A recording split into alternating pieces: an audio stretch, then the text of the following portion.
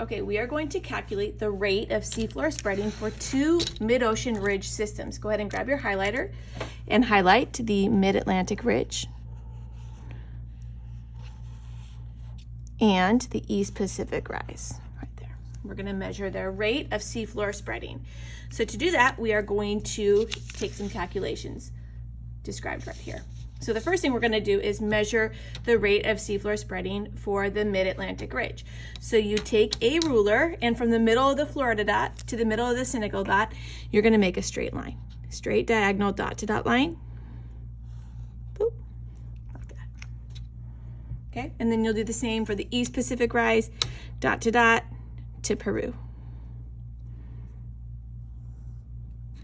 Now we're gonna go ahead and follow the directions right here. I'll do one data point for you and you can fill out the rest. So what you do is you go to your diagonal line. I'm only gonna use the east side of the Mid-Atlantic Ridge. And in millimeters, you take readings on how thick each of these numbered segments are. These represent 1, which represents the youngest seafloor, which is 0 to 9.6 million years old, all the way up to 6 right here, which is between 131 and 180 million years old.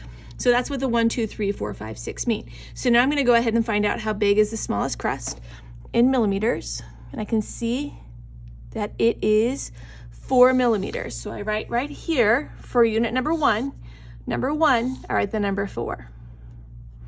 And then if you prefer to read, you can read these numbers up here. But to go from this column to the distance in kilometers, you multiply this number by 50. Okay, so that right here would be 200.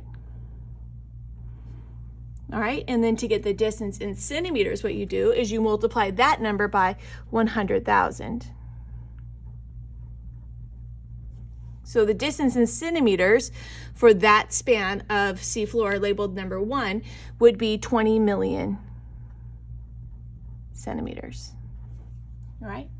Now, how long did it take for that to achieve 20 million centimeters of growth? So what you do is you figure out, okay, number 1, how old is that crust?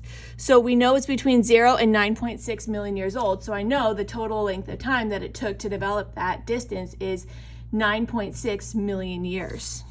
So I go 9,600,000.